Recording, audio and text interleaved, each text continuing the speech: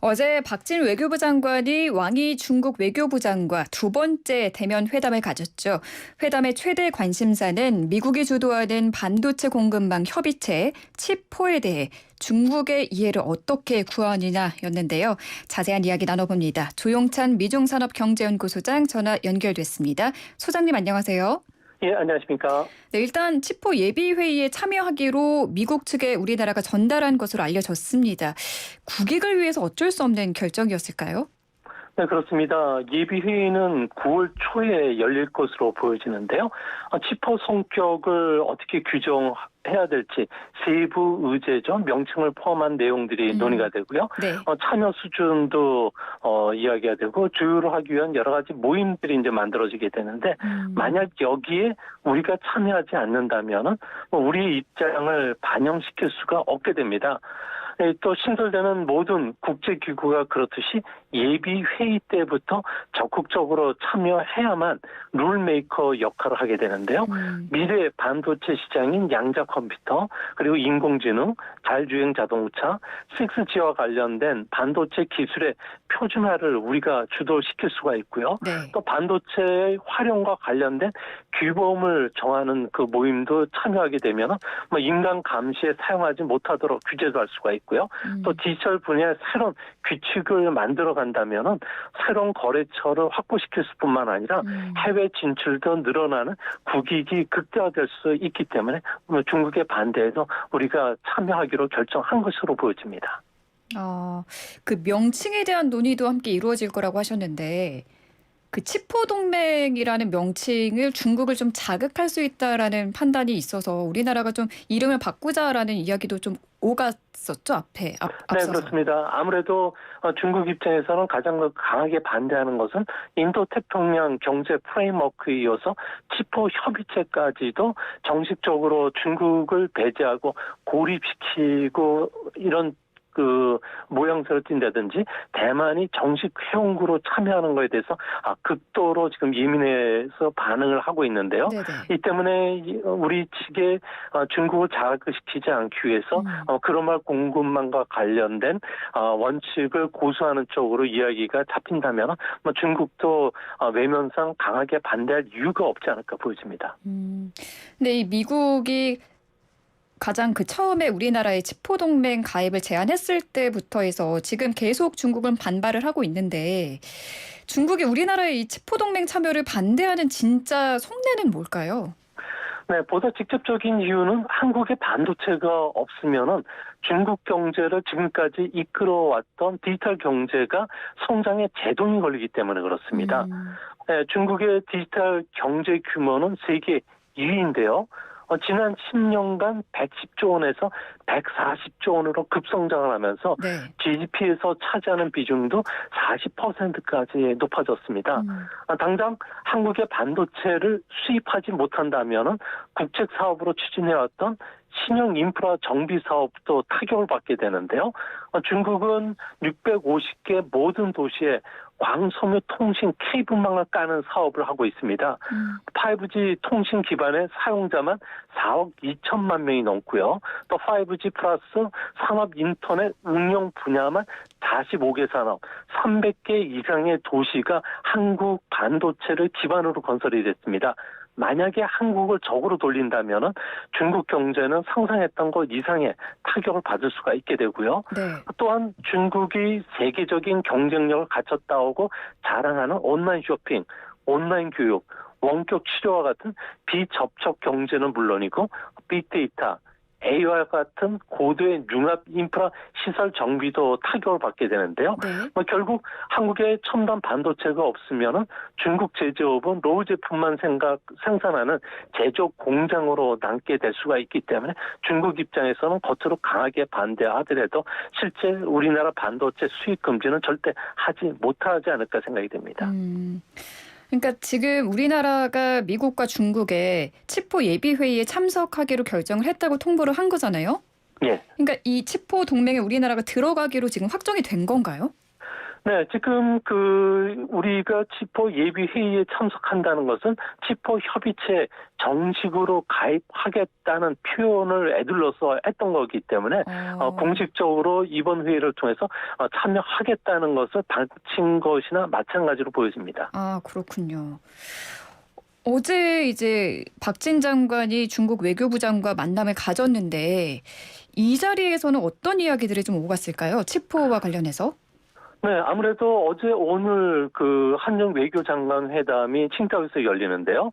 핵심 문제는 사드와 북핵 문제지만 반도체 동맹인 치포 가입 문제와 같은 민감한 사항도 논의가 됐다고 합니다. 네. 박진 외교장관 같은 경우는 우리가 치포 예비 회의에 참석하는 것은 글로벌 공급망 안정을 위한 국익 차원의 결정이었다. 특정 국가를 배제하거나 겨냥한 것이 아니라는 점을 설명했고요.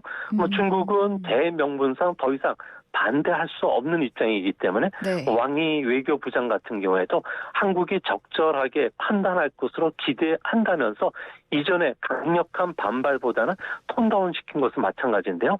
이전에 중국 같은 경우에는 한국이 친구 그러니까 미국에게 건네준 칼을 절대 받아서는 안 된다는 주장과 비교해보면 상당히 좀 물러선 모습을 보여주고 있습니다. 특히 박진 장관 같은 경우에는 네. 새 정부의 외교 정책 방향과 관련해서 분명한 메시지를 중국에 전달하고 왔는데요. 국익과 원칙에 따라서 화이부동 정신으로 중국과 협력을 모색하겠다는 겁니다. 화이부동이라는 것은 서로의 다름에 대한 인정을 강조한 것으로 중국이 더 이상 한국의 내정에 간섭하지 말라는 뜻인데요.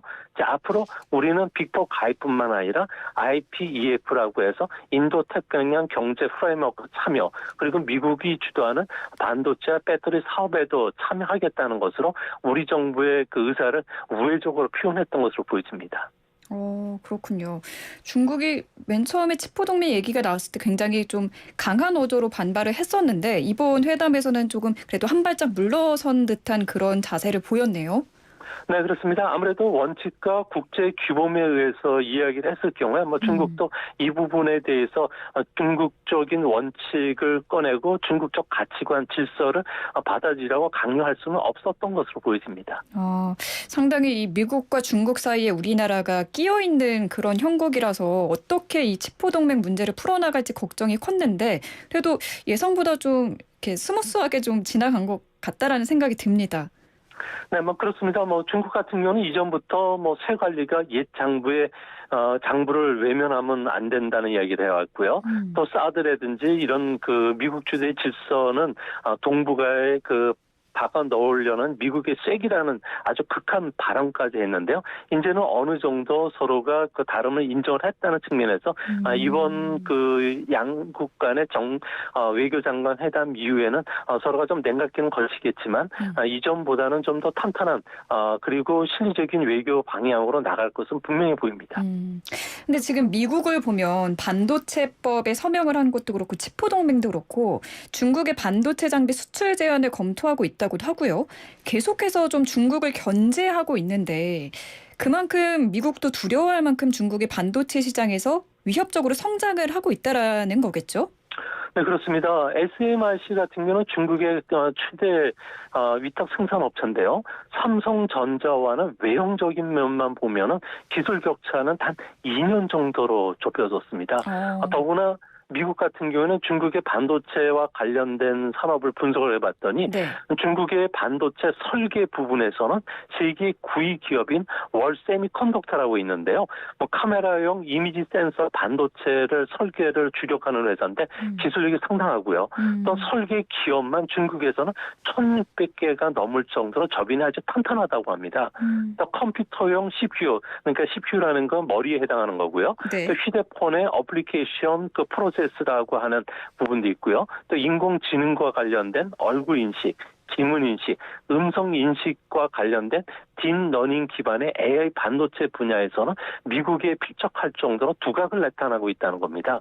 이 때문에 앞으로는 첨단 반도체를 제조할 수 있는 기술 획득뿐만 아니라 장비 수입도 철저하게 입구서부터 출구까지 다 봉쇄를 하겠다는 건데요. 아무래도 이런 봉쇄가 좀 더 구체화된다면 중국 입장에서는 상당한 반도체 굴기, 강국 부상에 큰 타격을 입을 수밖에 없지 않나 보여집니다. 그렇군요. 미국이 이렇게 견제를 계속하게 되면은 중국도 반도체 시장에서 타격을 입게 될 것이다라는 전망까지 해주셨는데 싱하이밍 주한 중국 대사는 조금 더 강한 좀 반대의 입장을 밝혔어요. 칩4를 할 거면 중국까지 포함을 해서 칩5를 해야 한다라고 말을 했거든요. 이 발언은 어떻게 보시나요? 네, 외형적으로 보면은 서방 주도의 그 반도체 그 표준화에 참여하겠다는 이야기인데요. 하지만 내면적으로 보면은 칩5라든지 IPF 또 TPP와 같은 자유무역 협정 쪽에 참여 달라고 요구하는 것은 중국 배제 전략을 안으로부터 들어가서 무력화시키겠다는 중국의 전략 중에 하나입니다. 중국 입장에서는 미국이 필적할 수 있는 과학기술 대국의 지위를 갖기 위해서 자랑과 돈을 전략적으로 투입하고 있는데요. 2050년까지 미국 수준의 과학기술 강국을 만들려는 장기 국가 프로젝트가 지금 가동 중에 있습니다. 네. 만약에 칩4 동맹의 그 결성이 돼서 중국을 견제하기 시작한다면 우주 강국, 군사대국, 제조 강국의 꿈도 물 건너가고요. 21세기 중반쯤 패권 도전을 하겠다는 중국의 입장도 좌절할 수밖에 없습니다. 그렇게 되면 우리 입장에서는 분명한 규범과 원칙을 가지고 당당하게 중국이 휘둘리지 않아야 되는데요. 중국은 여전히 막무가내식 외교 협상을 진행하고 있고요. 또 여기에 끌려 들어가면 우리 그 외교도 전략 외교의 먹잇감이 될 가능성이 크기 때문에 이제는 보다 분명하고 당당한 외교 노선으로 돌아서야 되지 않나 이렇게 보여집니다. 정말 그야말로 반도체 패권을 놓고 중국과 미국이 피터지게 신경전을 벌이고 있는 모습인데 근데 지금 글로벌 시장조사기관이 올해 세계 반도체 시장 성장률을 하향 조정했다라는 뉴스가 들어왔거든요. 미국의 메모리 반도체 기업 마이크론도 반도체 시장 전망을 좀 암울하게 내놓기도 했는데 이런 전망들은 왜 나오는 건가요? 네, 세계 반도체 시장의 매출을 보면요. 작년 하반기에는 한 28% 성장을 했고요. 올해 상반기도 어렵다고 하지만 20% 성장을 한 것으로 지금 나오고 있습니다. 문제는 이런 그 높은 증가세가 하반기, 특히 4분기부터는 꺾일 것으로 보여지는데요.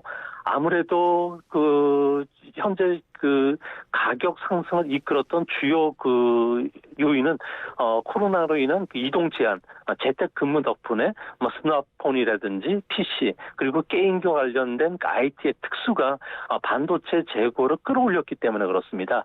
이제 앞으로는 세계 경기가 후퇴하면서 디지털화라든지 녹색 전환율의 속도가 좀 줄 수밖에 없고요. 재택 수요도 일순화됐기 때문에 이전보다는 반도체 경기 실리콘 사이클 자체가 하락으로 전환할 가능성이 있지 않나 이렇게 조심스럽게 보는 그 연구기관들이 늘어나고 있다고 합니다. 그럼 지금 실제로도 이 반도체 가격 하락의 조짐이 보이고 있나요? 네, 그렇습니다. 공급 측면에서는 별 문제는 없지만 수요 측면에서 문제가 있는데요. 아무래도 대만이 세계 반도체 중에서 로직 반도체라든지 파운드의 주요 생산처다 보니까 벌써 수주 쪽에서 그러니까 주문 받는 쪽에서 위축이 되고 시작을 했다는 겁니다. 이렇게 되면 몇 달 뒤서부터는 생산이 피크아웃에 들어가게 되는데 그러니까 네. 정점을 지나서 하락을 한다는 겁니다. 이같이 보는 근거는 세계 반도체 매출의 70%를 차지하는 게 스마트폰이라든지 소비재인 TV나 컴퓨터 정도가 차지하고 있고요. 자동차나 산업용 기계, 서버는 30%에 불과하다는 겁니다. 최근 보면은 중국 경제도 안 좋죠. 네. 미국 경제는 하반기에는 상반기보다 더 악화될 소지가 있다는 측면에서 스마트폰이라든지 노트북, TV와 관련된 반도체 가격도 꺾일 뿐만 아니라 출하 대수도 이제 눈에 띄게 두 자릿수로 떨어지고 있는데요.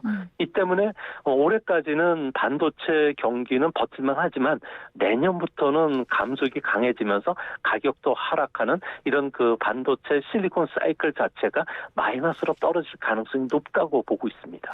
내년부터는 반도체 시장이 좀 마이너스로 돌아설 수 있을 거라는 전망까지 해주셨습니다. 오늘 말씀 여기까지 듣겠습니다. 감사합니다. 예, 감사합니다. 네, 지금까지 조용찬 미종산업경제연구소장과 함께했습니다.